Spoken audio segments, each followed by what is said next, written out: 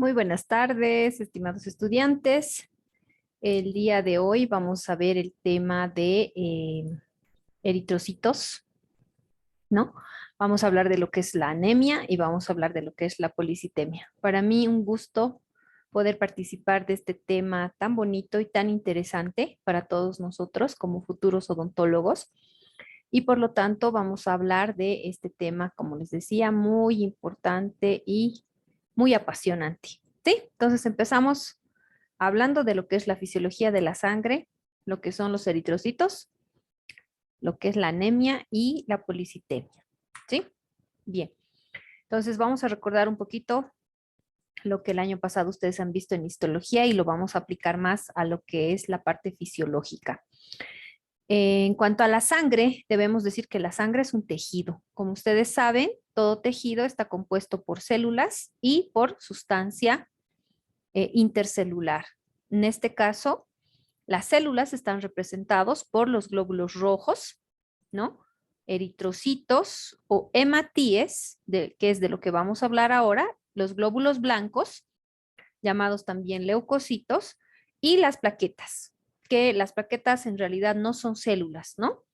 Porque son parte de una célula gigante llamada megacariocito que se encuentra en la médula ósea, pero no son consideradas células.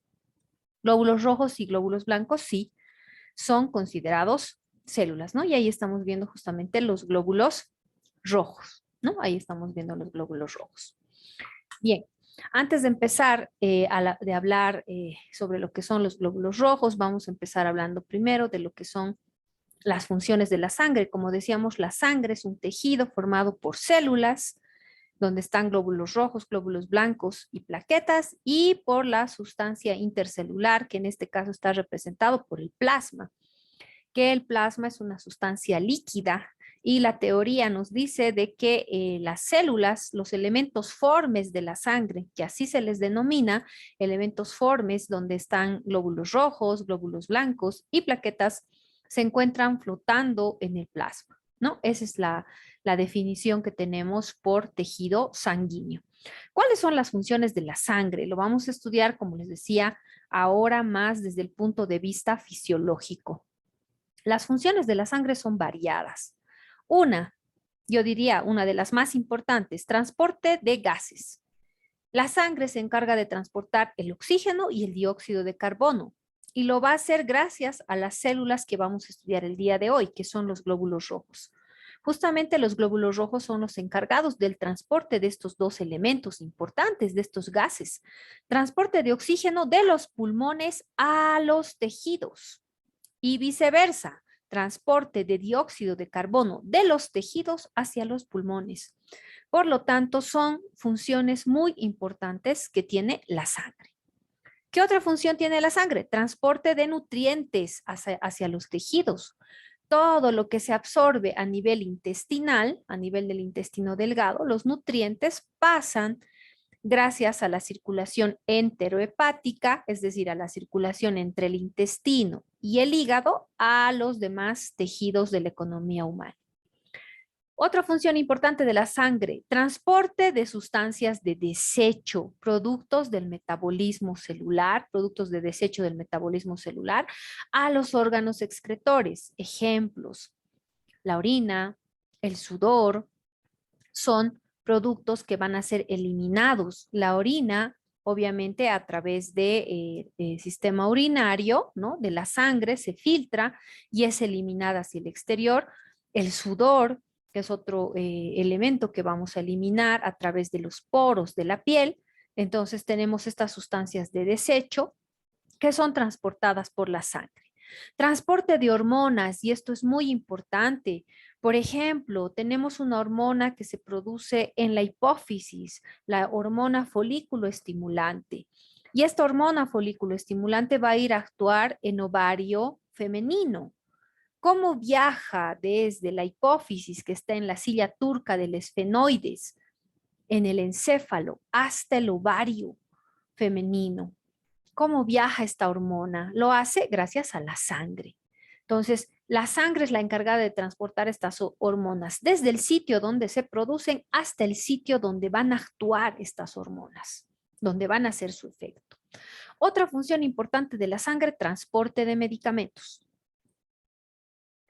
Otra función importante, la sangre cumple un rol importantísimo en el sistema inmunitario o de defensa del organismo. ¿Qué quiere decir esto? Gracias a los glóbulos blancos, que los vamos a estudiar más adelante, la sangre está encargada de ese proceso de defensa ante cualquier agente agresor, ante cualquier agente infeccioso, puede ser causado por bacterias, cualquier problema viral, cualquier problema causado por parásitos. ¿Quiénes van a salir a defendernos? Son los glóbulos blancos o leucocitos. Por eso decimos que la sangre tiene un papel fundamental en ese mecanismo de defensa del organismo.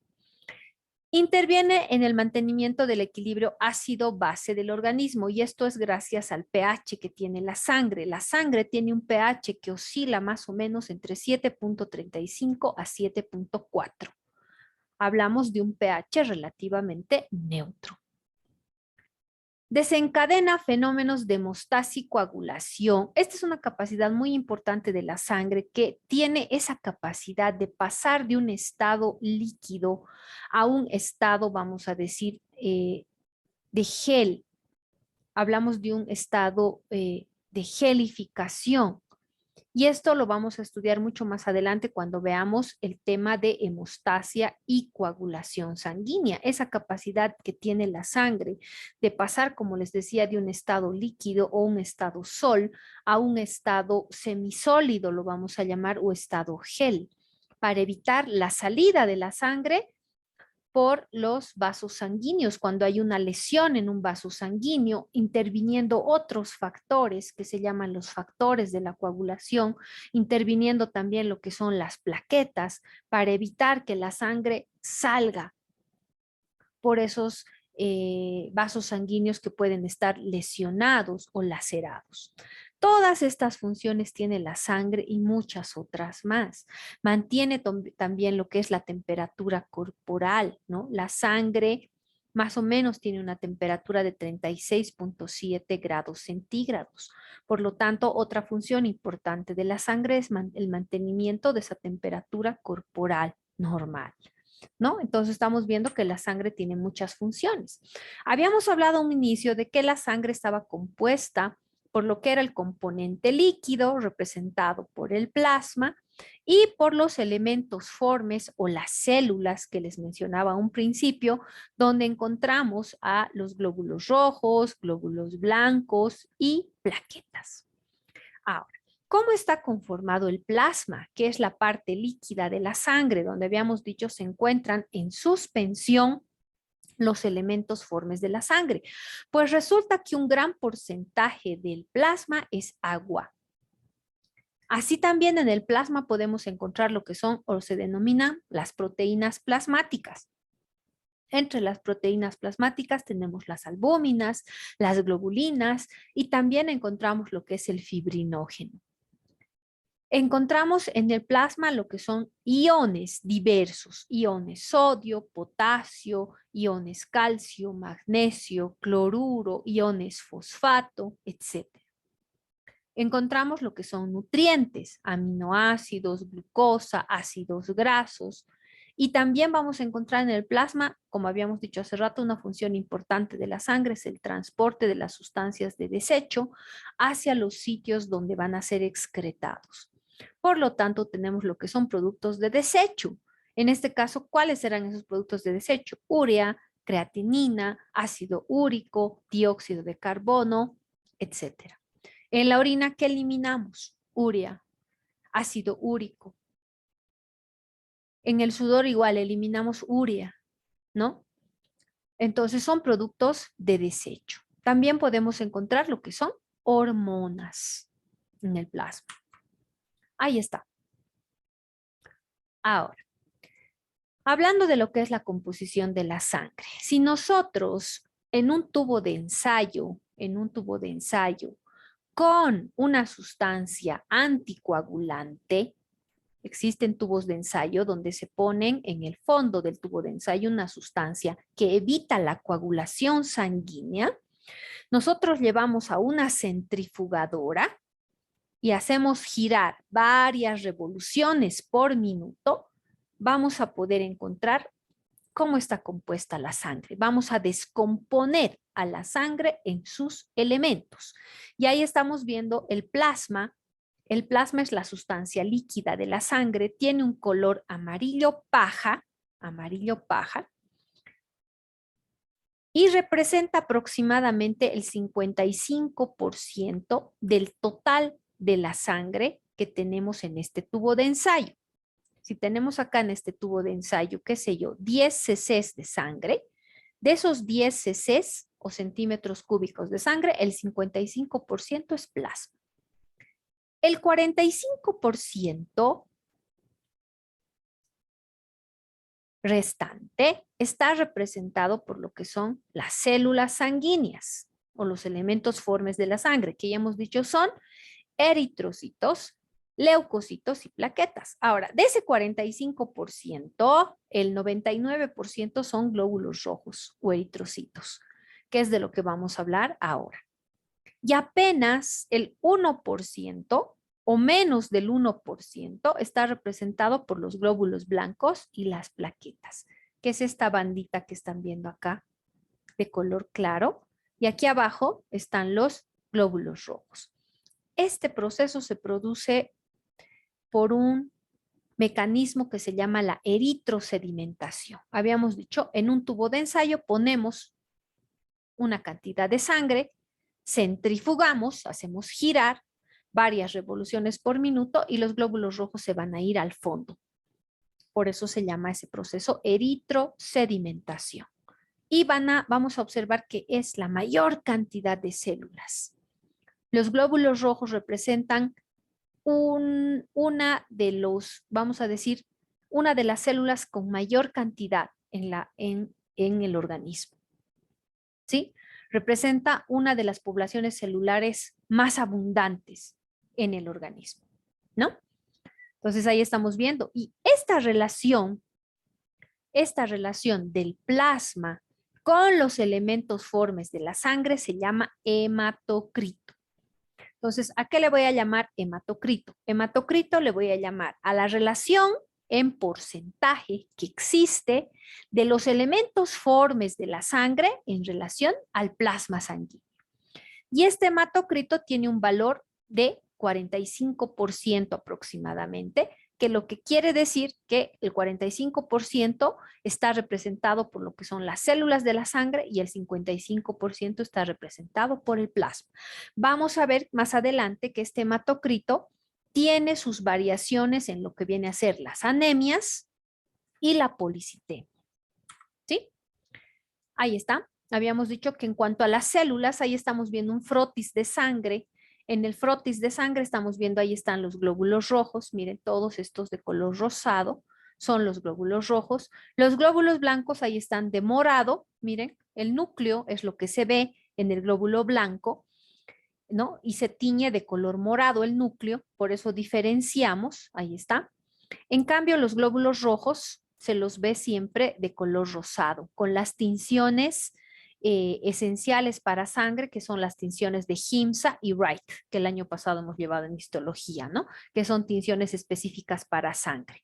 Entonces, con estas tinciones en un frotis, vamos a ver, miren, gran cantidad de glóbulos rojos, miren, gran cantidad de glóbulos rojos, y apenas 1 y 2 glóbulos blancos en un campo de microscopio. Ahí tenemos un campo de microscopio donde hay muchos glóbulos rojos, ahí están, de color rosado, y 2 glóbulos blancos apenas. Eso nos da una idea también de la relación de número, que enseguida vamos a hablar de qué cantidad de glóbulos rojos habrá. Y miren, ahí estamos viendo una fotografía de microscopio electrónico donde estamos viendo los glóbulos rojos con su típica forma de disco bicóncavo. Miren, ahí está, con una concavidad superior y obviamente abajo también tiene una concavidad, ¿no? Tiene una forma, miren, de disco bicóncavo, típico del eritrocito.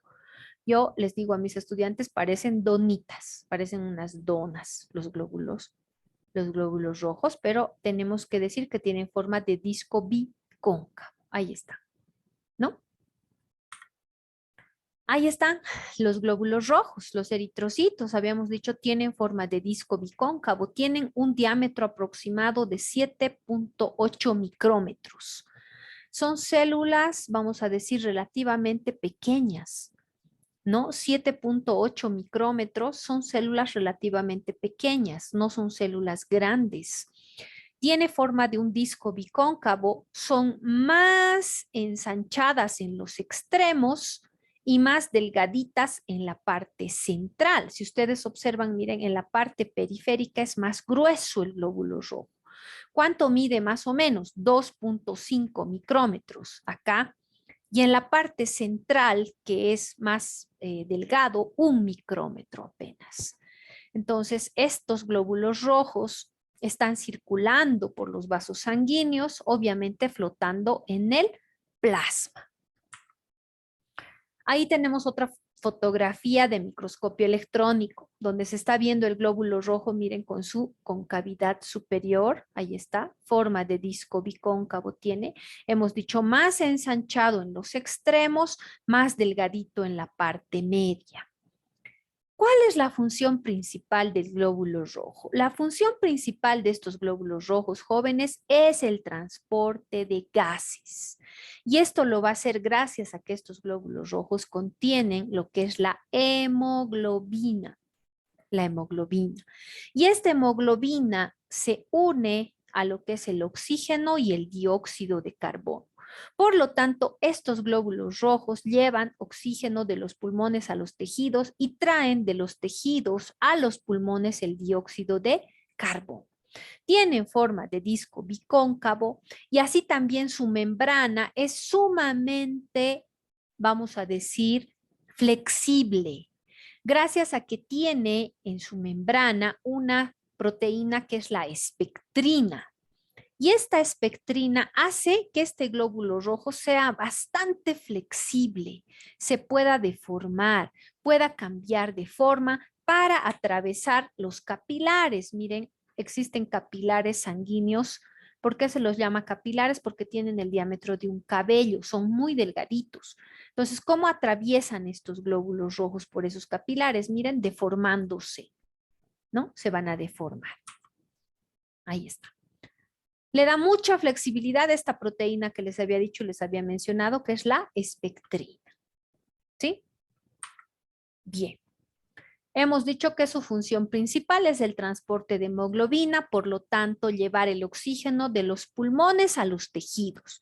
Y ustedes saben que la hemoglobina que se combina con el oxígeno se denomina oxihemoglobina. También son capaces de traer el dióxido de carbono de los tejidos a los pulmones. Y esta hemoglobina que se une al dióxido de carbono se llama o se denomina carbaminohemoglobina.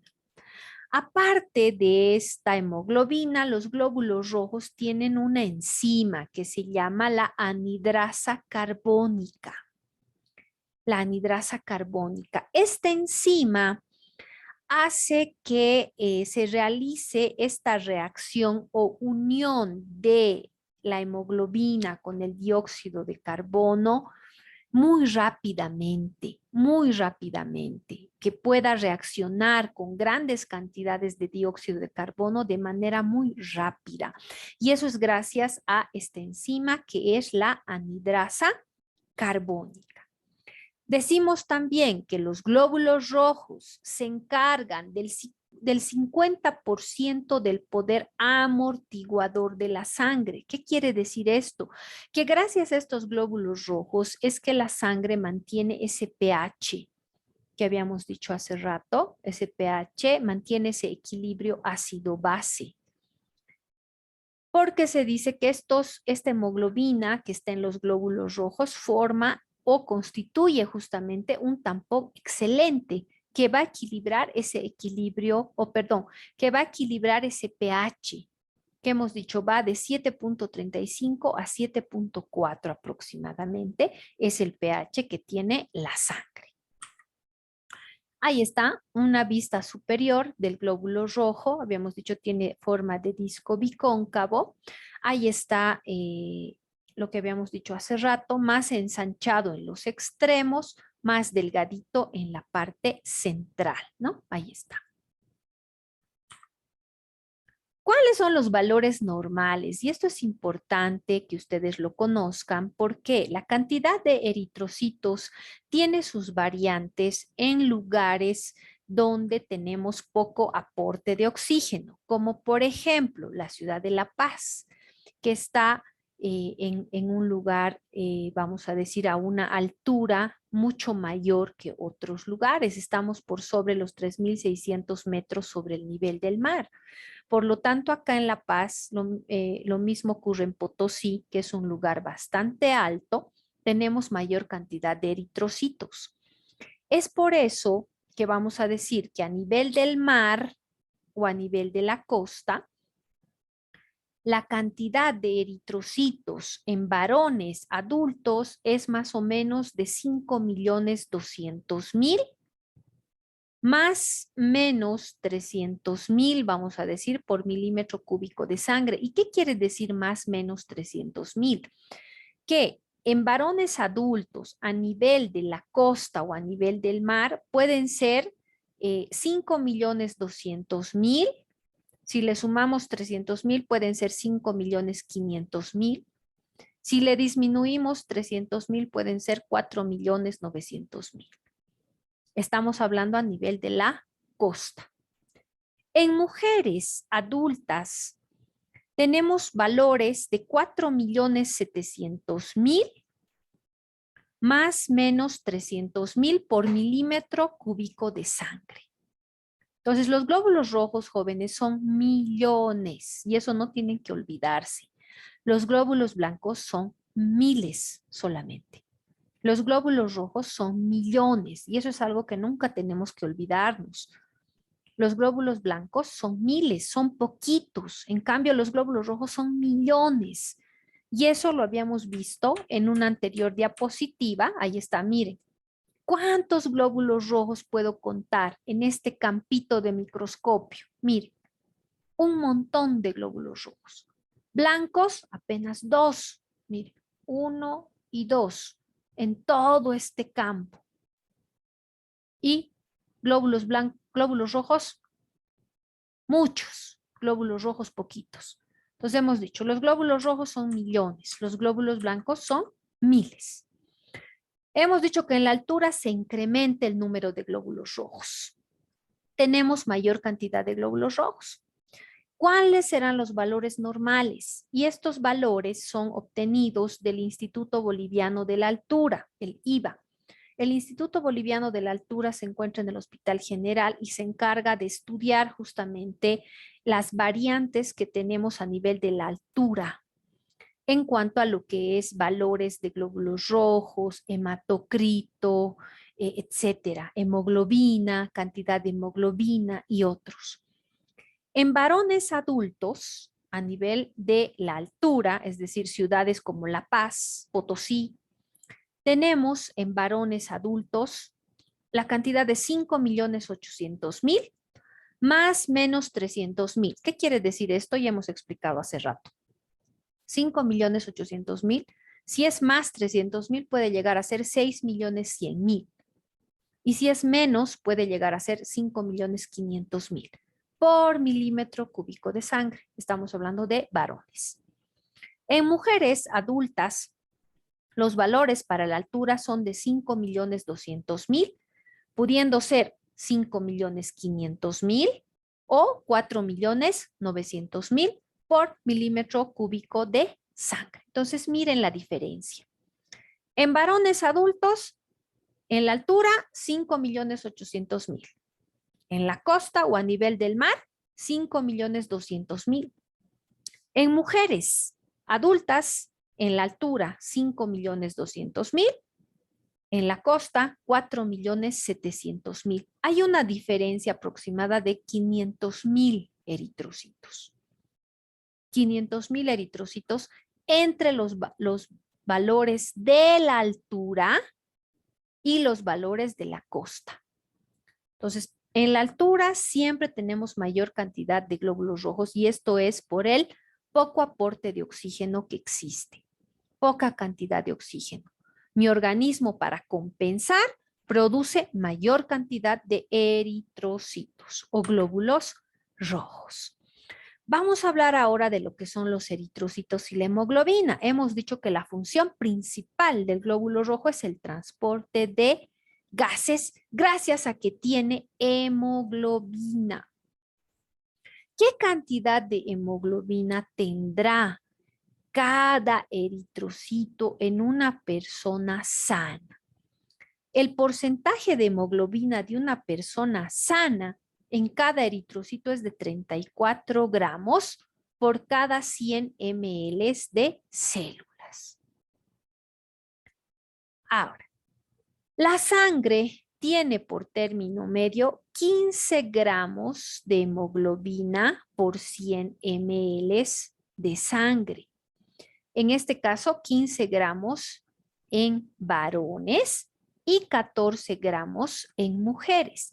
Estos valores jóvenes en la altura se van a incrementar aproximadamente en 1 gramo. ¿Qué quiere decir? Si en la costa en varones tenemos 15 gramos y en mujeres tenemos 14 gramos, en la altura aproximadamente van a ser en varones 16 gramos y en mujeres 15 gramos aproximadamente.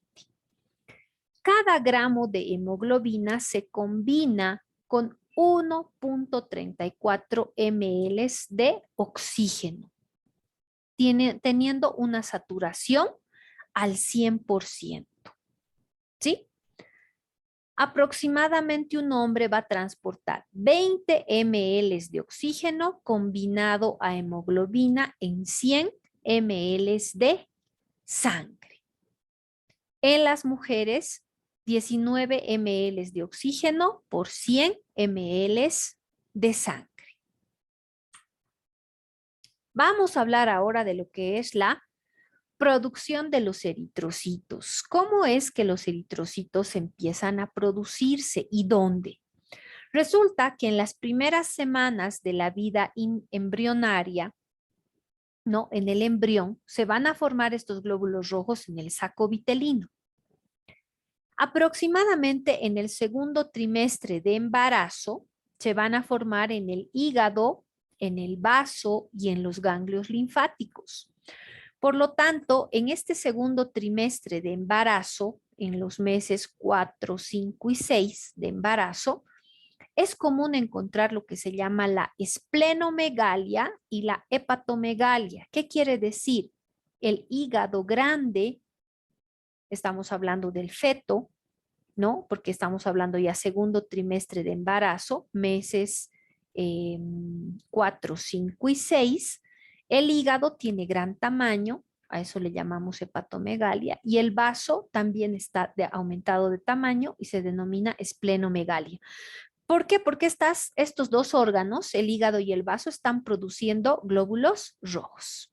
Por lo tanto, es muy común ver la esplenomegalia y la hepatomegalia en el feto en el segundo trimestre de embarazo. En el último mes de gestación y tras el nacimiento, los glóbulos rojos se producen en la médula ósea. Aproximadamente hasta los 5 años de edad del niño, la médula ósea de todos los huesos está produciendo eritrocitos. Está produciendo eritrocitos.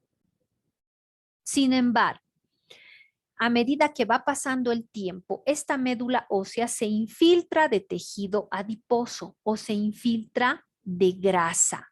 Se infiltra de grasa y deja de producir glóbulos rojos. Aproximadamente después de los 20 años, dejan de producir los huesos largos. Sin embargo, el resto de nuestra vida, a partir de los 20 años de edad aproximadamente, los glóbulos rojos se siguen produciendo en huesos que tienen proceso de osificación intramembranosa, llamados también huesos de membrana, como por ejemplo las vértebras, el esternón, las costillas y los huesos ilíacos siguen produciendo glóbulos rojos durante toda nuestra vida. Estos huesos que hemos mencionado son huesos que se originan por el proceso de osificación intramembranosa. Vértebras, el esternón, las costillas y los huesos ilíacos. Ahí está la médula ósea, ¿no? Habíamos dicho que esta médula ósea, por excelencia, es la encargada de producir no solamente glóbulos rojos, miren, produce todo lo que son elementos formes de la sangre, produce también todo lo que son glóbulos blancos y también las plaquetas. Ahí está, ¿no? Ahí está. Todas las células de la sangre derivan de lo que se conocen como las células precursoras hematopoyéticas pluripotenciales. ¿Dónde se encuentran estas células? En la médula ósea. Y en esta médula ósea, estas células precursoras hematopoyéticas pluripotenciales se van a convertir un grupo en glóbulos rojos, otro grupo en glóbulos blancos en sus distintas variedades, como ser granulocitos, agranulocitos, y otro grupo se van a convertir en plaquetas. Pero para que estas células precursoras hematopoyéticas pluripotenciales puedan crecer y diferenciarse en los diferentes tipos de células que están en la sangre, necesitamos de unas proteínas que se llaman inductores de crecimiento y otras proteínas que se llaman inductores de diferenciación. ¿Qué van a producir los inductores de crecimiento? Y un ejemplo de una proteína inductora de crecimiento es la interleucina 3. Van a hacer que estas células precursoras hematopoyéticas pluripotenciales vayan creciendo, aumentando de tamaño y que se vayan diferenciando. Y ahí van a intervenir estas proteínas que se llaman inductoras de diferenciación, que van a hacer que estas células se diferencien en glóbulo rojo, en glóbulo blanco, en plaqueta. Y justamente la formación de estas proteínas que son inductores de crecimiento e inductores de diferenciación están reguladas por factores ajenos a la médula ósea. ¿Cuál es el principal estímulo para que los glóbulos rojos se formen? El principal estímulo para que los glóbulos rojos se formen o se diferencien, jóvenes, y se produzcan en la médula ósea es los niveles bajos de oxígeno, los niveles reducidos de oxígeno. Y esto puede deberse a muchos factores. La reducción de los niveles de oxígeno se puede deber a muchos factores. Ejemplos: vivir en la altura, como nosotros, donde tenemos poca presencia de oxígeno. Enfermedades cardíacas, una insuficiencia cardíaca crónica, por ejemplo. Un problema cardíaco va a generar que exista poco aporte de oxígeno a nivel de tejidos, es decir, bajo nivel de oxígeno tisular. ¿Qué quiere decir? Que los tejidos están recibiendo poco oxígeno y eso va a estimular a que la médula ósea produzca mayor cantidad de glóbulos rojos. Otro factor que podría desencadenar que se produzcan glóbulos rojos en grandes cantidades, la anemia, es decir, poca cantidad de hemoglobina en los glóbulos rojos o poca cantidad de glóbulos rojos. Va a ocasionar que se tenga que incrementar esa producción de eritrocitos por la médula ósea. Entonces, varios factores son los que van a conllevar a que exista niveles reducidos de oxígeno.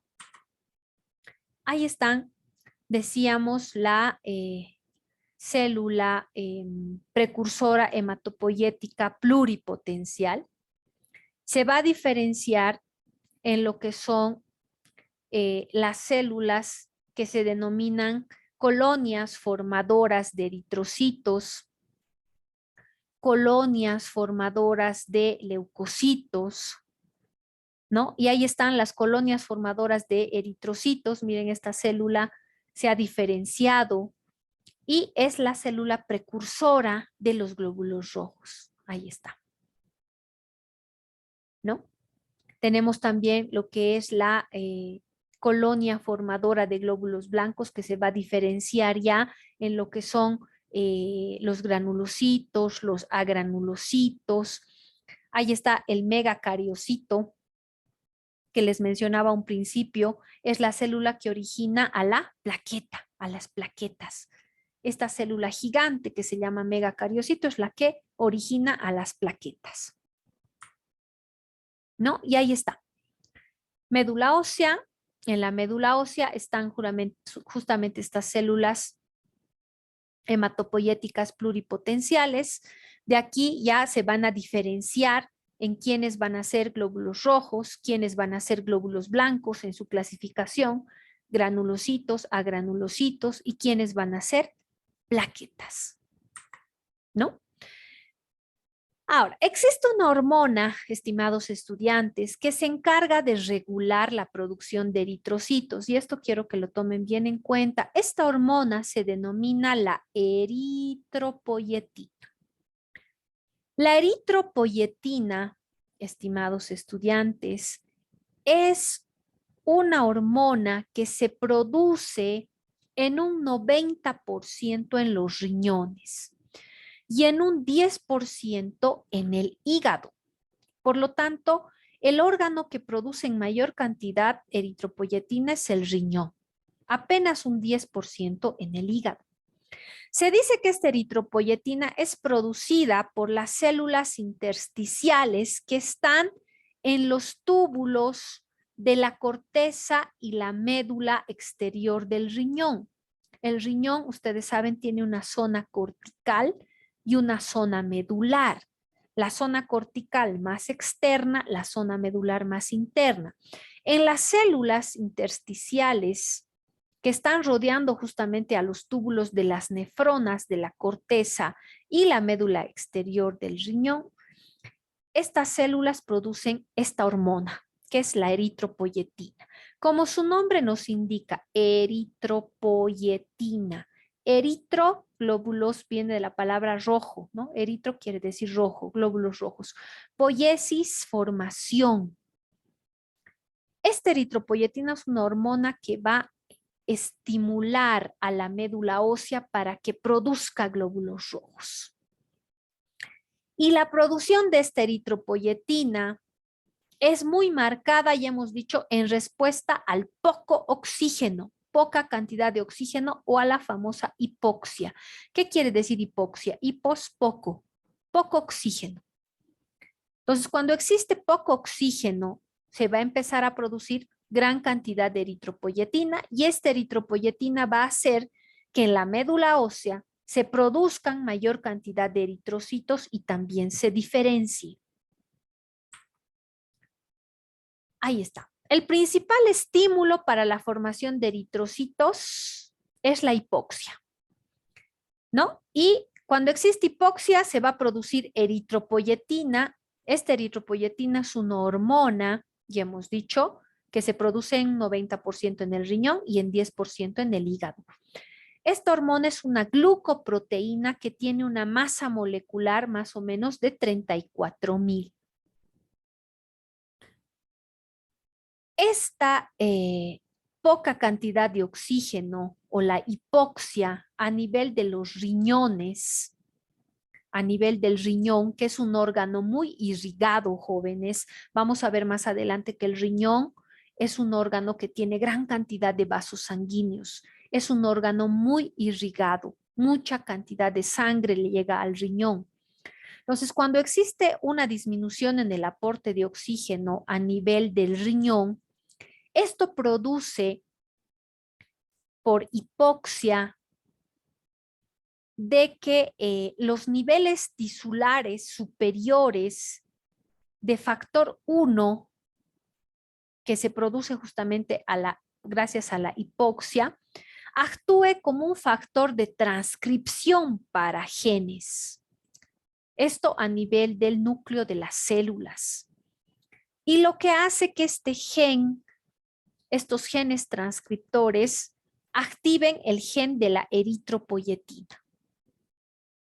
Y ese gen de la eritropoyetina va a inducir lo que es la transcripción del RNA mensajero. Y este RNA mensajero va a dar la orden de que se aumente o se incremente la síntesis de esta hormona que es la eritropoyetina. Al aumentarse la síntesis de esta hormona, se incrementa la producción de glóbulos rojos por parte de la médula ósea.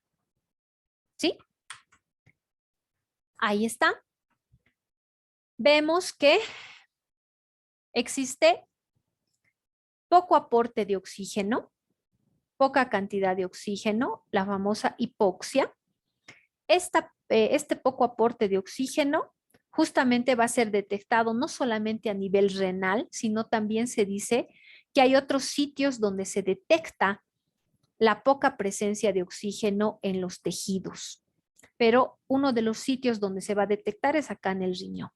Entonces, este riñón, en respuesta a esa disminución en el aporte de oxígeno, empieza a decirle a esas células que están aquí, ahí está la zona cortical del riñón, ahí tenemos la zona cortical, y la zona medular externa, en esta zona, están esas células intersticiales, habíamos dicho, que rodean a los túbulos de las nefronas a que produzcan eritropoyetina. Se produce esta hormona, la eritropoyetina, jóvenes, aquí en el riñón, y esa hormona viaja a través de la sangre, ¿a dónde? A la médula ósea. Y en esta médula ósea se empieza a producir mayor cantidad de glóbulos rojos. Miren, ahí estamos viendo a mayor aumento. Ahí estamos viendo cómo empiezan los glóbulos rojos a liberarse y a producirse. Entonces, ese estímulo, justamente por la disminución en el aporte de oxígeno que es detectado a nivel renal, y se dice también que hay otros sitios en la economía humana que detectan los niveles reducidos de oxígeno en los tejidos, ¿no? O hipoxia a nivel tisular, a nivel de tejidos, estimula a la producción de eritropoyetina por el riñón. Y esa eritropoyetina, que es una hormona, va a viajar gracias al torrente sanguíneo a la médula ósea. Y en la médula ósea va a actuar esa hormona, estimulando la producción de nuevos eritrocitos. Ahora, ¿cómo es que estos eritrocitos se forman y maduran? Ustedes saben por histología que el glóbulo rojo no tiene núcleo.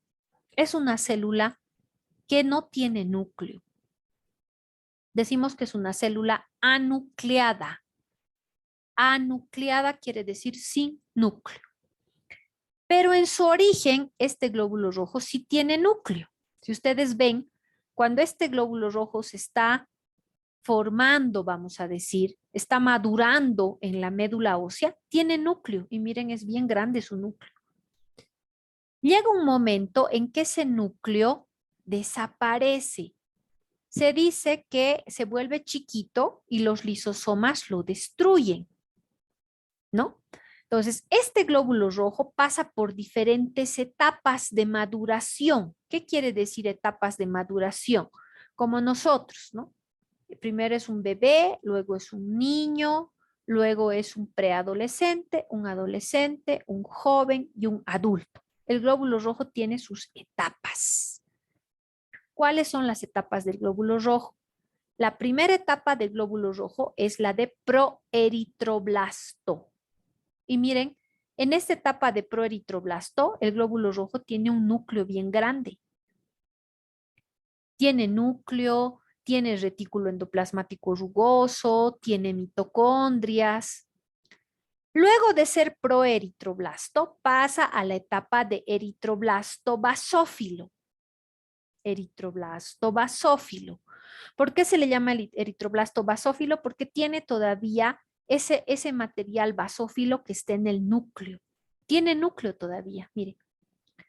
Luego pasa a la etapa de eritroblasto policromatófilo, donde el núcleo ya se va condensando, se va volviendo más pequeñito. Eritroblasto ortocromático. el núcleo cada vez más pequeño.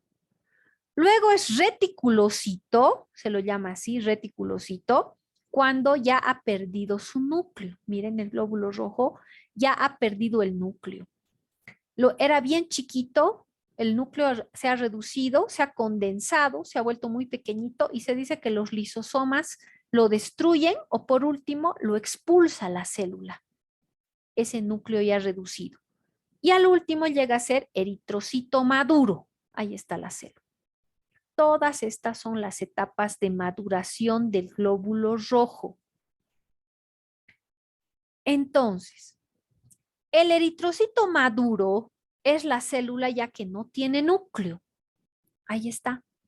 En las demás etapas, si ustedes ven, tiene núcleo.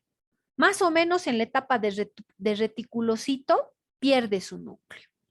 ¿Cuánto vive el glóbulo rojo? Aproximadamente llega a vivir 120 días. 120 días llega a vivir el glóbulo rojo y luego va a morir. ¿Cómo puede vivir 120 días sin núcleo? Porque ustedes saben por histología que una célula sin núcleo se dice que no puede vivir. El glóbulo rojo logra vivir 120 días sin núcleo.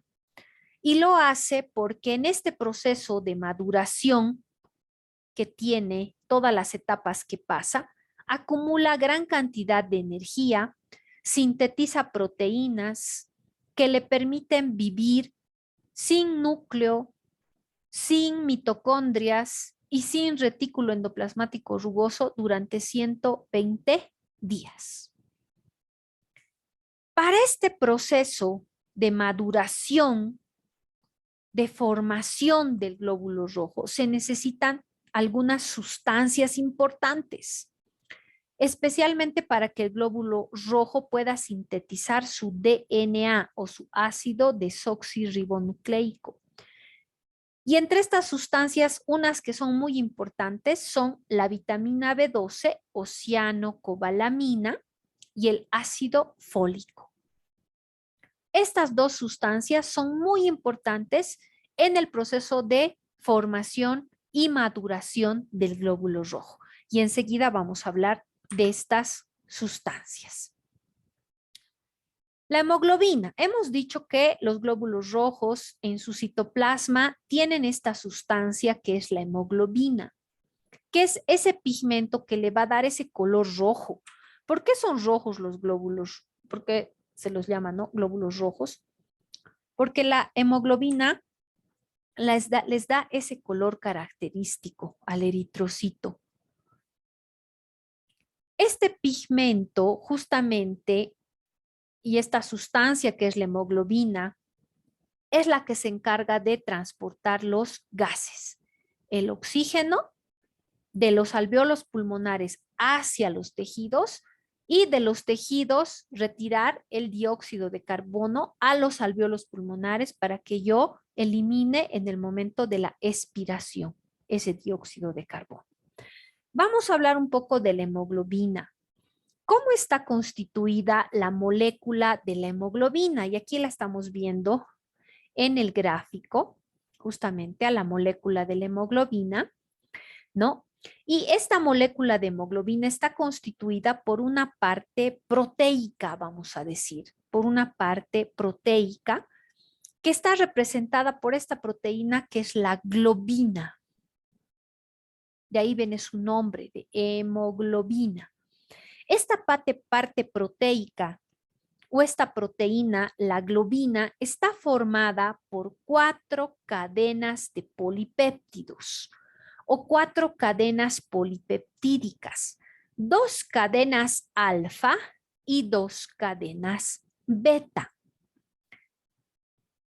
Las 2 cadenas alfa están en amarillo y las 2 cadenas beta están, las 2 cadenas alfa en amarillo y azul y las cadenas beta en verde y rojo. Ahí están, cadenas alfa y las 2 cadenas beta. Así también, esta parte proteica, vamos a decir, o la globina, que hemos dicho que está formada por 4 cadenas de polipéptidos, que son 2 cadenas alfa y 2 cadenas beta, ¿no? Las 2 cadenas alfa ahí están en amarillo y azul, y las cadenas beta en verde y rojo, ahí están. Se unen a un grupo que no es proteico y se le llama el grupo M. Este grupo M, llamado también no proteico, está formado por 4 anillos de pirrol o 4 anillos pirrólicos. Ahí están los 4 anillos pirrólicos. 1, 2, 3 y 4 anillos pirrólicos o de pirrol. En el centro de estos anillos de pirrol de color negro, ahí lo están viendo ustedes, vamos a encontrar un átomo de hierro. Ahí está. Un átomo de hierro. Por lo tanto, cada molécula de hemoglobina tiene 4 grupos M. Uno unido a cada cadena de globina. A las cadenas alfa, hemos dicho ahí están, y a las cadenas beta. Entonces, esta molécula de hemoglobina tiene 4 átomos de hierro. Miren, 1, 2, 3 y 4 átomos de hierro. Ahí está. Ahí está la hemoglobina, ahí está el glóbulo rojo, habíamos hablado hace rato. Su diámetro, hemos dicho 7.8 micrómetros más o menos, otros libros dicen 8. A los extremos 2.5, 2.3 micrómetros, en la parte central 1 micrómetro más delgadito. Y ahí está la hemoglobina. Miren, ahí están las cadenas alfa y las cadenas beta. Ahí está. Cadenas alfa, ¿no? Cadenas beta. Ahí están los átomos de hierro. 1, 2, 3 y 4. Y ahí están los 4 anillos de pirrol. 1, 2, 3 y 4. O anillos pirrólicos. Hemos hablado hace rato y habíamos dicho que existen sustancias importantes para que los glóbulos rojos puedan madurar, ¿no? Y se puedan diferenciar. Y estas dos sustancias son la vitamina B12 y la vitamina B9 o el ácido fólico. Vitamina B12 o cianocobalamina y el ácido fólico o vitamina B9. ¿Qué pasa si existen niveles bajos de estas vitaminas B12 y B9? Hace que el ADN del glóbulo rojo disminuya. Al disminuir el ADN de los eritrocitos, se impide lo que es la maduración y la división del núcleo. El glóbulo rojo adopta un mayor tamaño, es decir, se vuelve más grande y se las llama macrocitos. ¿Qué es macrocito? Macro grande, citocélula. Célula más grande de lo normal. ¿Cuánto medía el glóbulo rojo? Hemos dicho 7.8 micrómetros de diámetro. Puede llegar a tener tamaños mayores a los 12 micrómetros. También se los llama o se los conoce como megaloblastos. ¿Por qué? Hemos hablado de las etapas de maduración del glóbulo rojo. Era proeritroblasto, eritroblasto basófilo, eritroblasto policromatófilo. Todo termina en blasto. Megalos, grande. Blastos, las células que originan al glóbulo rojo. Al ser células demasiado grandes, de mayor tamaño, la membrana celular es frágil y ya no tienen la forma de disco bicóncavo. Por lo tanto, pueden romperse fácilmente estas células y llegar a vivir corto tiempo. Entonces, la carencia de estas dos vitaminas, de la vitamina B12 y de la vitamina B9 o el ácido fólico, va a determinar una falta de maduración en el proceso de la eritropoiesis, produciendo células, como habíamos dicho, muy grandes que se llaman macrocitos megaloblastos también se los denomina, y que su membrana es muy frágil y puede romperse muy fácilmente. Como hemos hablado de la hemoglobina, vamos a hablar del hierro. Hemos visto que la molécula de hemoglobina, miren, tiene una molécula de hemoglobina, tiene 4 átomos de hierro. Ahí está. El hierro es muy importante en la formación de hemoglobina. Ahí está el hierro, miren. Ahí está el anillo de pirrol. Y ahí está el átomo de hierro. Si no hay hierro, no hay hemoglobina. Por lo tanto, este hierro es muy importante para la formación no solamente de hemoglobina, jóvenes, también de mioglobina. ¿Qué es la mioglobina? Es un pigmento que se encuentra en los músculos, que le da ese su color rojizo al músculo estriado esquelético, por ejemplo, ¿no? Y esta mioglobina también contiene hierro. Es importante para la formación de los citocromos, también de otras sustancias como la catalasa, la peroxidasa. Entonces, todos estos elementos contienen hierro. La cantidad total del hierro es aproximadamente de 4 gramos, ¿sí? Entonces, en nuestro organismo tenemos aproximadamente 4 gramos de hierro. De estos 4 gramos, el 65% está formando hemoglobina. El 4% se encuentra en forma de mioglobina. Como les decía hace rato, la mioglobina es un pigmento que está en el músculo. 15 a 30% se encuentra almacenado. Ese hierro se encuentra almacenado en forma de ferritina. Cuando el hierro está almacenado se denomina ferritina. ¿Y dónde se almacena? En el hígado. Y el 1% de estos 4 gramos se lo encuentra en forma de transferrina. ¿Qué es la transferrina? El hierro que está viajando de un lugar a otro. Por ejemplo, del hígado a la médula ósea. Ese hierro que está viajando se lo llama transferrina. El hierro que se está almacenando, ferritina.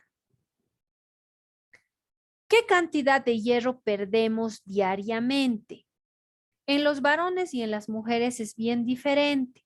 En los varones, aproximadamente las pérdidas de hierro son de 0,6 miligramos de hierro por día. ¿Por dónde se elimina ese hierro? Por las heces fecales. Las mujeres, como tenemos lo que es el periodo menstrual, aproximadamente llegan a perder 1,3 miligramos de hierro diarios por las heces y por la menstruación. Por lo tanto, las mujeres requerimos mayor aporte de hierro que los varones. ¿Cuáles son los requerimientos diarios de hierro en las mujeres? Aproximadamente de 18 miligramos. ¿En qué edades? 19 a 50 años. En los varones, en la misma edad, de 19 a 50 años, ¿cuáles son los requerimientos de hierro?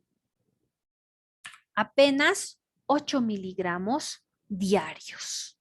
Entonces ya hemos dicho, ¿no? Las mujeres siempre necesitamos mayor aporte de hierro.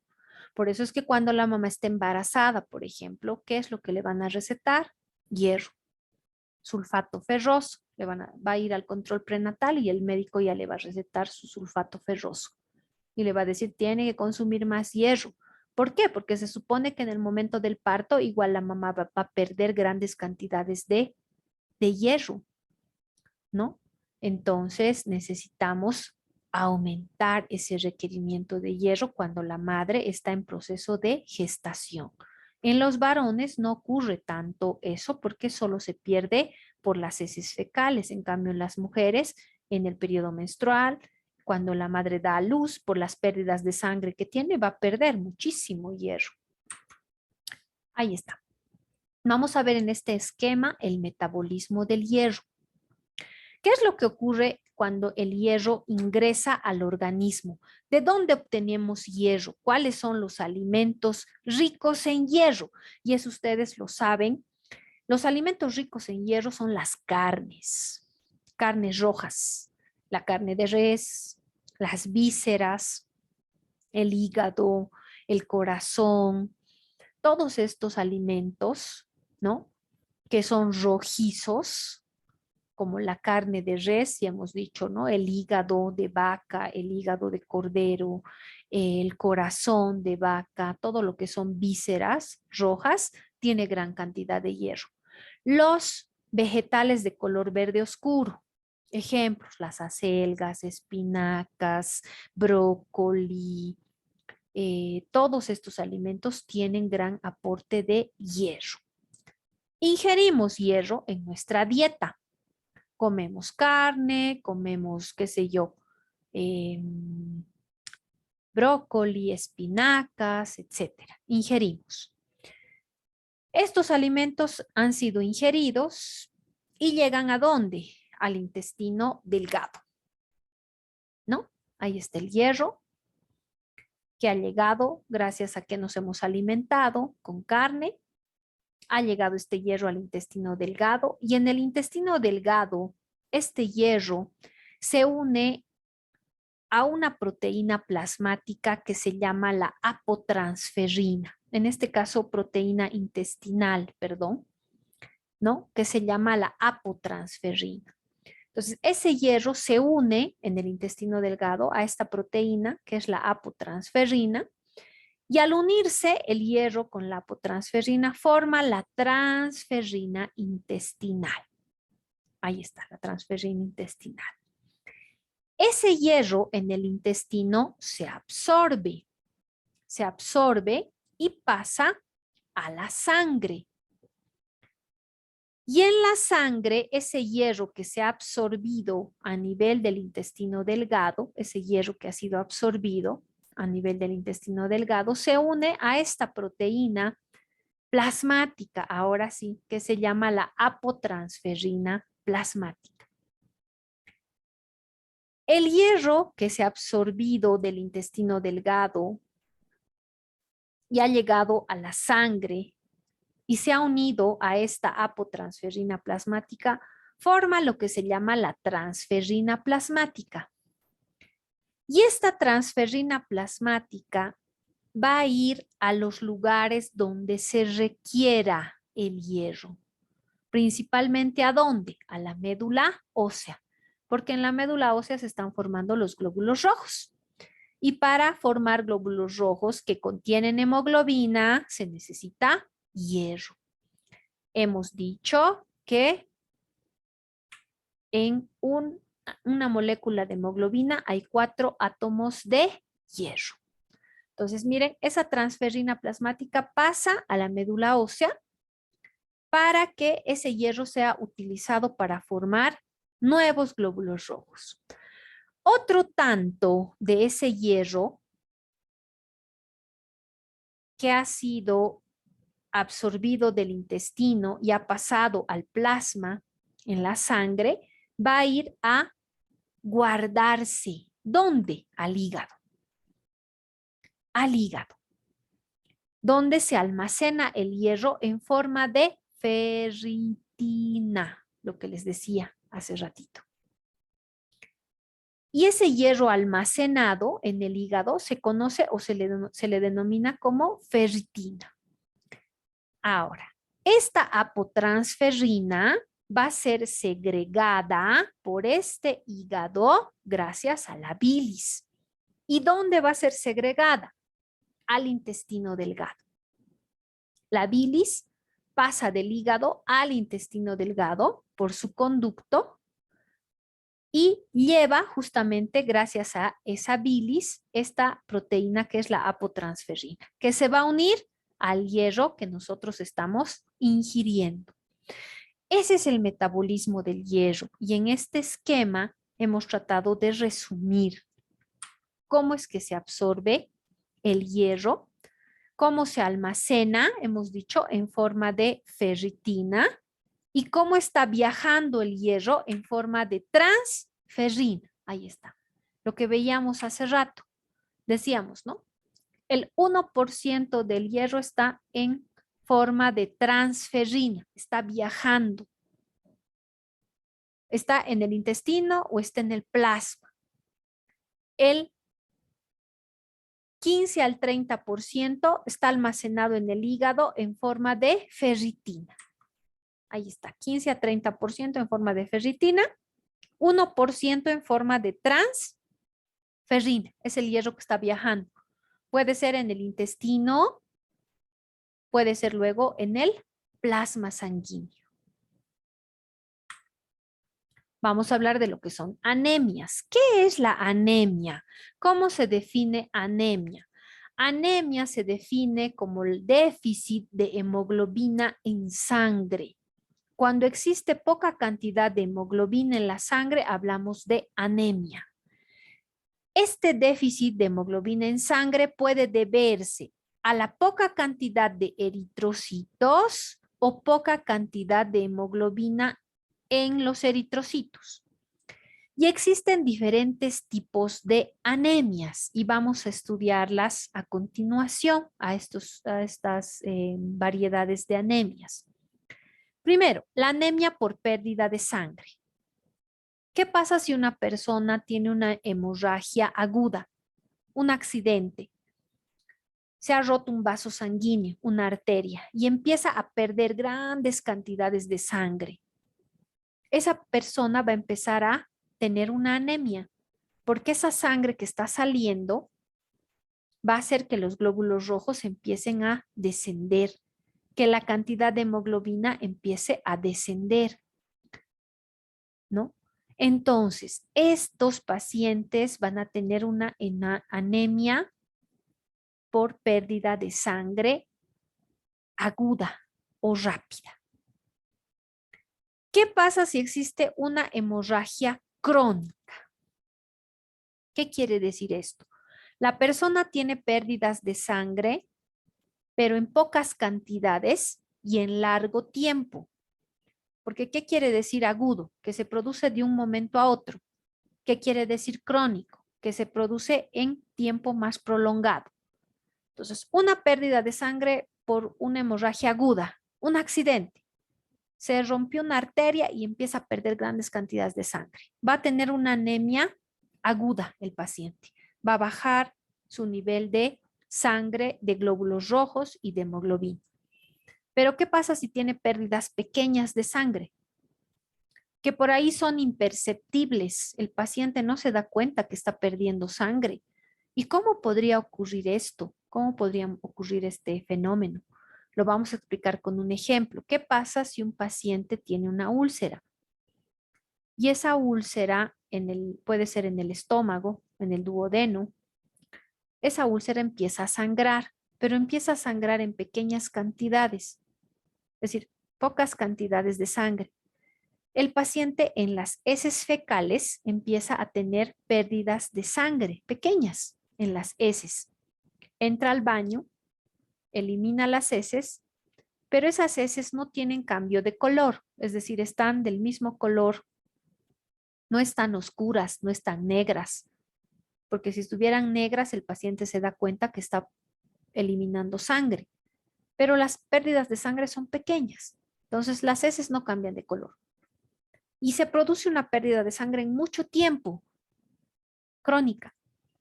¿Qué pasa con ese paciente? Está teniendo pérdidas pequeñas de sangre y no se está dando cuenta. Como está perdiendo sangre en pequeñas cantidades, el paciente también empieza a perder hierro. Por lo tanto, el paciente al estar teniendo pérdidas de hierro, al seguir ingiriendo la misma cantidad de hierro en sus alimentos, no puede absorber el hierro suficiente para formar hemoglobina. Y se van a producir glóbulos rojos más pequeñitos de lo normal. ¿Cuánto medían los glóbulos rojos de diámetro? 7.8 micrómetros. Van a formarse células más chiquitos, más pequeñitos, eritrocitos. ¿Cómo se llaman esas células? Microcitos.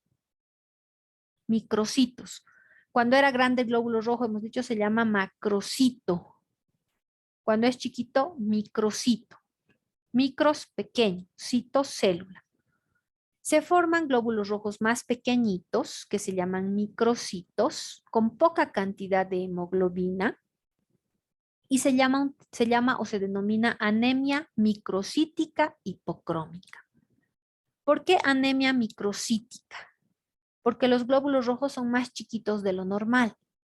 Hipocrómica porque tienen poca cantidad de hemoglobina. Hipos, poco, cromos, color. Hemos dicho que la hemoglobina es el pigmento que le da ese color rojizo al eritrocito. Ahí está. Si este eritrocito es más chiquitito, más pequeñito y con poca cantidad de oxígeno o poca cantidad de hemoglobina, ¿cómo se va a denominar? Esa anemia se llama microcítica porque el eritrocito es más pequeño. Hipocrómica porque tiene poca cantidad de hemoglobina. Es decir, ya no está tan rojito, ya no tiene ese color tan rojizo porque tiene poca cantidad de la hemoglobina y hemos dicho que la hemoglobina es el pigmento que le va a dar ese color rojizo al eritrocito. Un tipo de anemia. Otro tipo de anemia, la anemia aplásica. ¿Qué quiere decir aplasia? Sin plazos, función. Aplasia quiere decir falta de función de la médula ósea. Falta de función de la médula ósea. En este tipo de anemia, la médula ósea no está funcionando bien. Ya a un principio habíamos dicho que la médula ósea es la encargada, el órgano encargado de la producción de glóbulos rojos. Si no se produce buena cantidad de glóbulos rojos, se va a producir una anemia por déficit de hemoglobina y por poca producción de eritrocitos. ¿En quiénes se puede producir esta anemia aplásica? Personas que están expuestas a radiación constante. Ejemplo, pacientes que tienen tratamientos de quimioterapia. Los pacientes con cáncer reciben lo que son tratamientos de quimioterapia. Si estos pacientes están sometidos constantemente a quimioterapia, puede haber una alteración en la médula ósea y producirse una alteración. La médula ósea deja de producir glóbulos rojos y se produce una anemia aplásica, porque esa médula ósea no está produciendo la cantidad adecuada de glóbulos rojos. Personas que están en constante contacto con productos químicos tóxicos. Ejemplos, los famosos insecticidas o sustancias como el benceno. Los insecticidas que nosotros conocemos como el Baygon, por ejemplo, que echamos para matar a los insectos, tiene poder muy tóxico.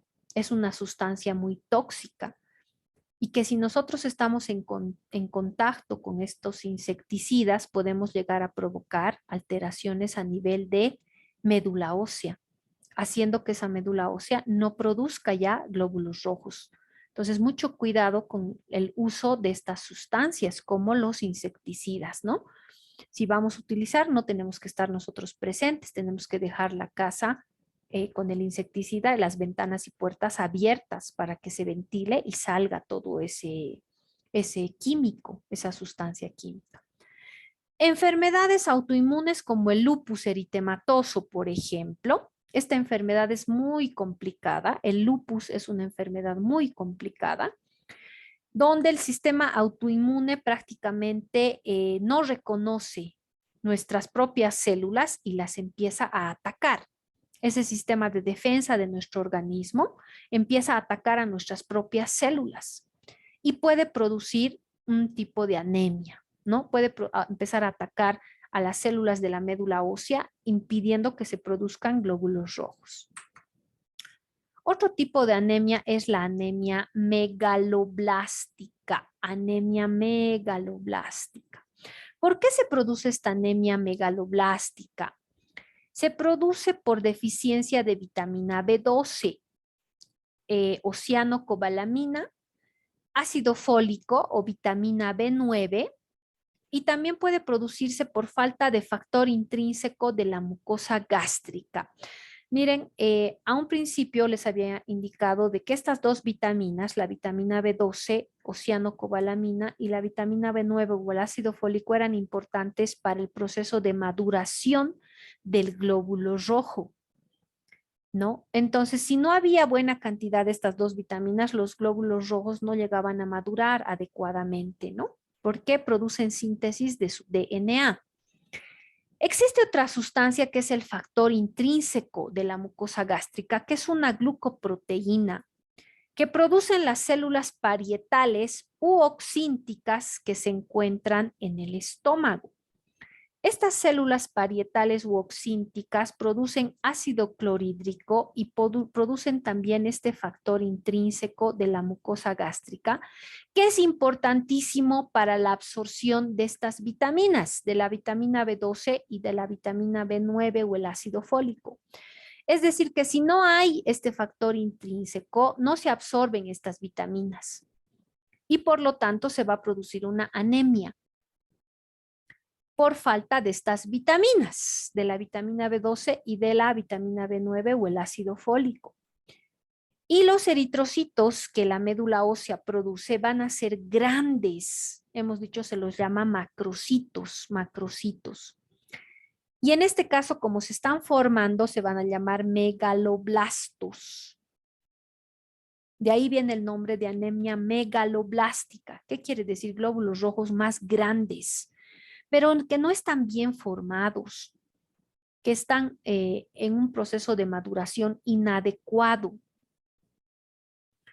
Ahora, ¿qué pasa si existe una atrofia de la mucosa gástrica? Hemos dicho que en la mucosa gástrica están estas células que se llaman parietales u oxínticas, que producen el ácido clorhídrico y el factor intrínseco de la mucosa gástrica. ¿Qué pasa si esa mucosa gástrica no se desarrolla adecuadamente?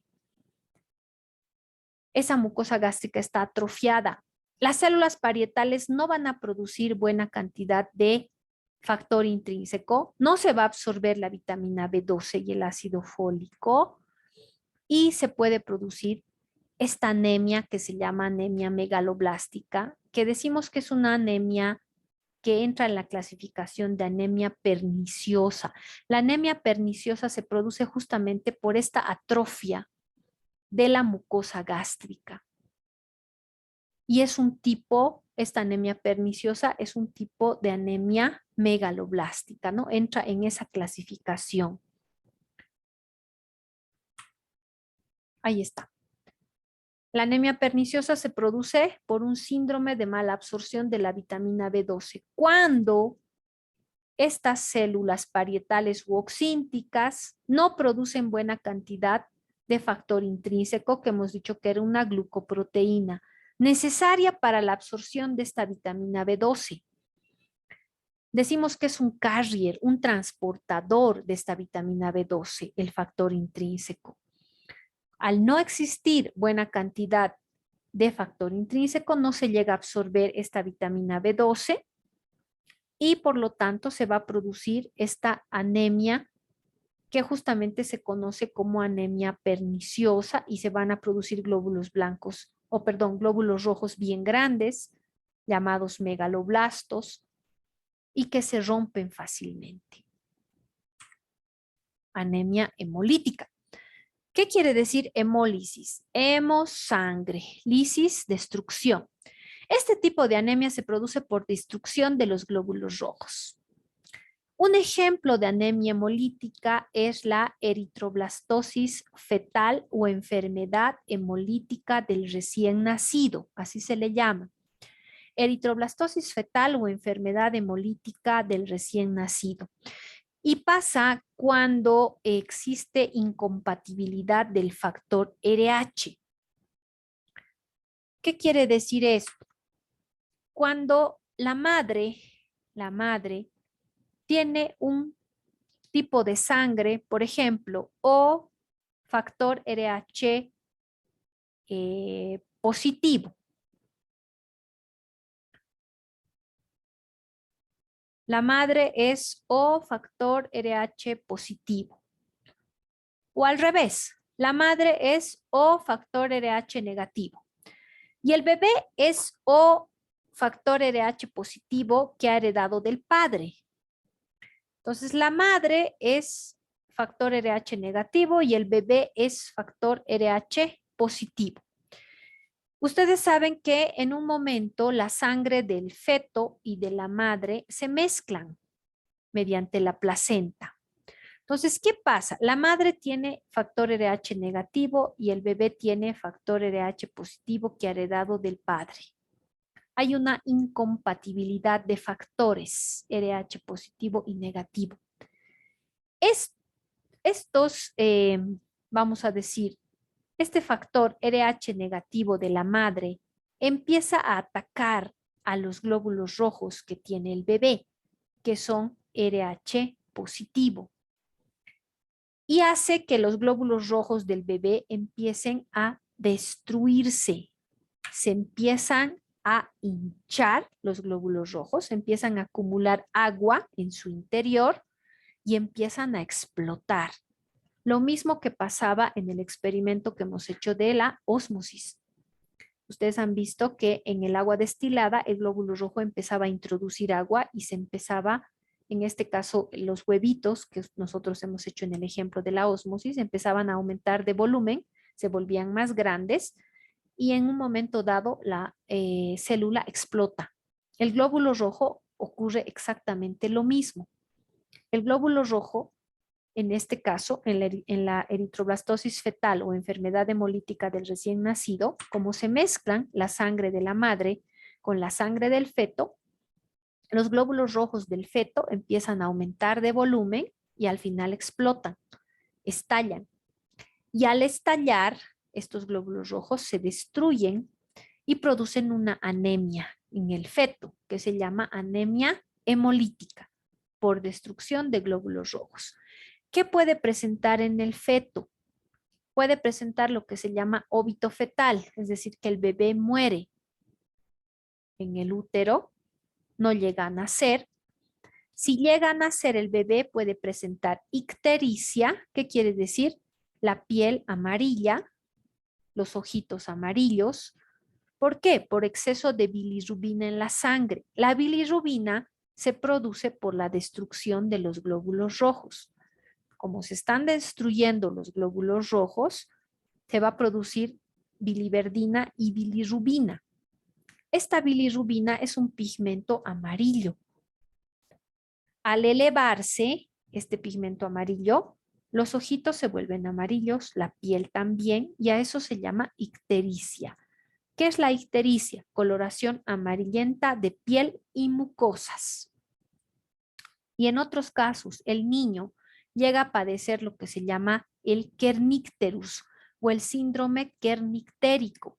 ¿Qué pasa? Esa bilirrubina que empieza a aumentar porque los glóbulos rojos del bebé se destruyen, llega al encéfalo, es decir, al cerebro, y daña partes importantes del encéfalo, pudiendo tener el bebé retraso mental, pudiendo tener dificultad en el habla, dificultad en el aprendizaje. Entonces, son muchas las consecuencias de esta eritroblastosis fetal, llamada también enfermedad hemolítica del recién nacido. Se produce por incompatibilidad del factor RH.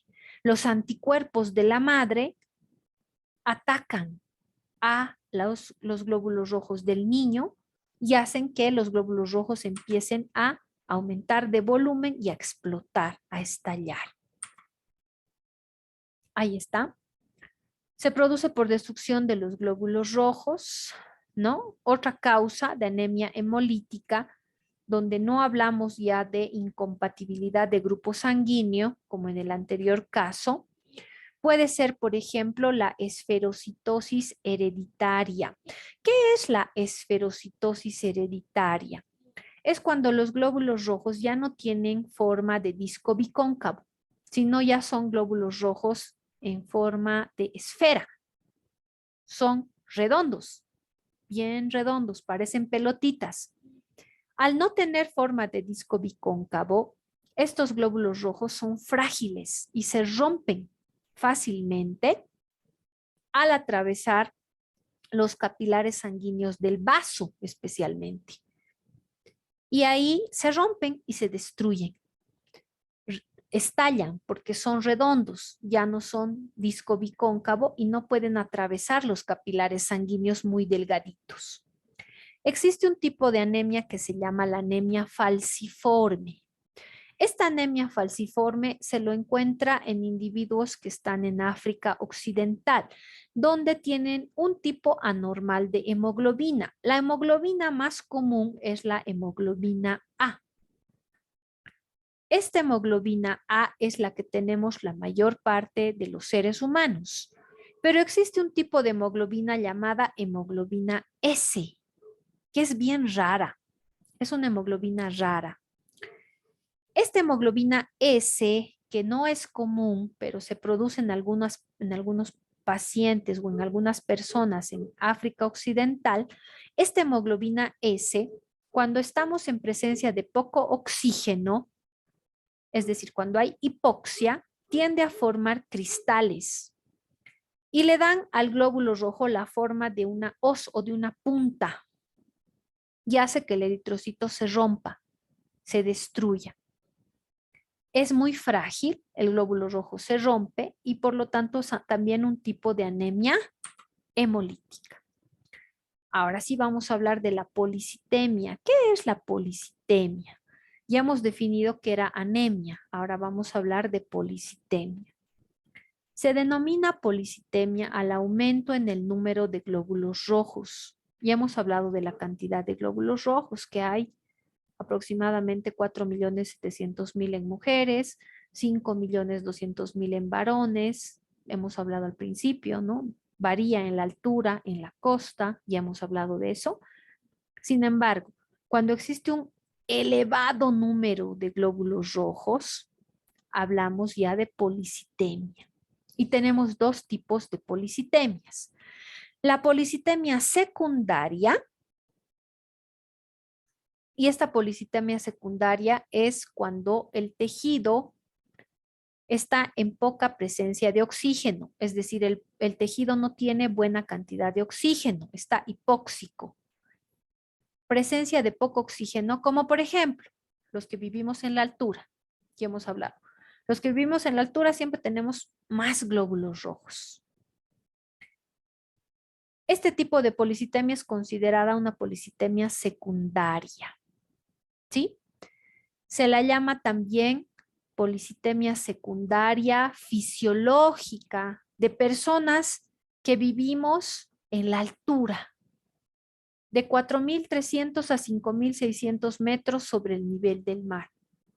Por sobre los 3.600 sobre el nivel del mar ya es altura. Entonces, en personas que vivimos así en lugares muy altos, tenemos un aumento de glóbulos rojos y hemos visto más o menos 500.000 más. Este es un proceso fisiológico porque nuestro organismo se adapta. Como estamos en la altura y hay poco oxígeno, produce más glóbulos rojos.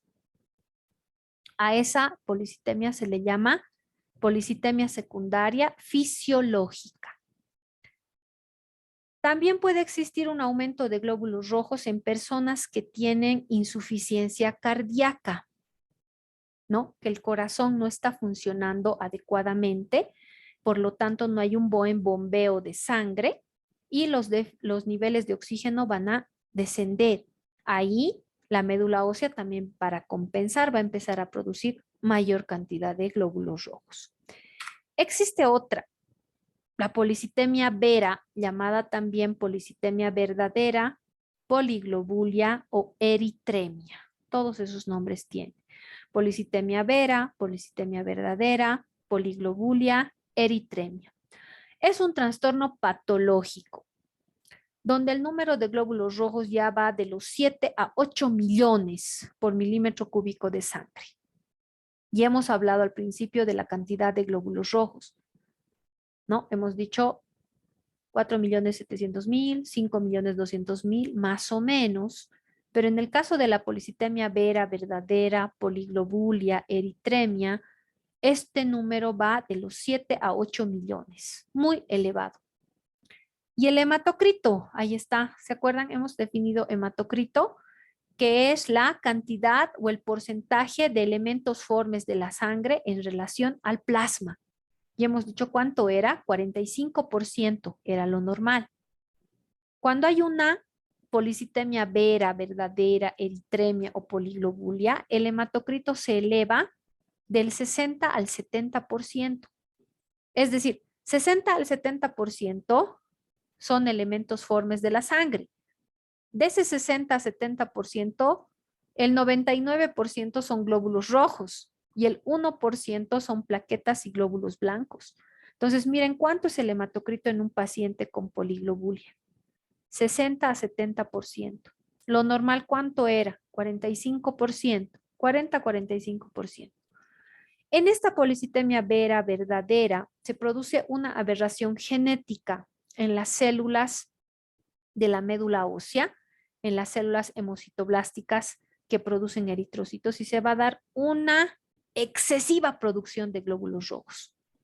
Puede haber también aumento de plaquetas y de leucocitos, pero lo que más va a haber es glóbulos rojos.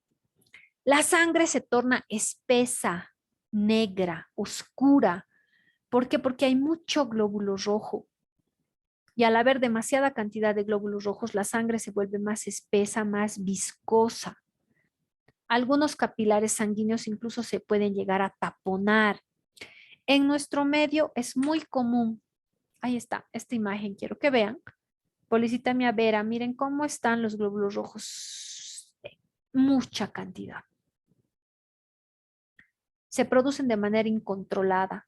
Y en nuestro medio es muy común la poliglobulia. Van a encontrarse ustedes con pacientes con poliglobulia, con policitemia vera verdadera. Es muy común.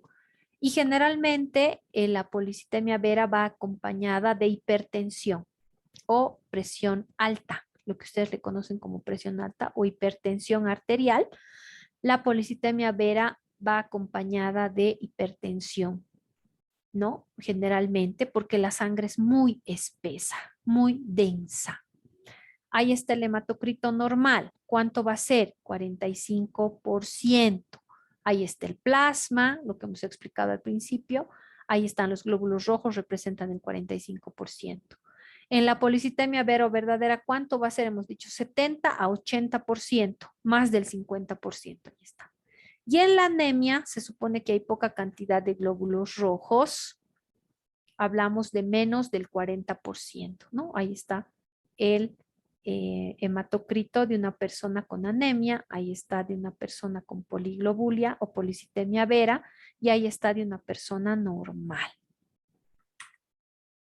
Bueno, este tema ha concluido. Espero que les haya sido de mucha utilidad. Este tema de eritrocitos es un tema muy bonito, muy apasionante.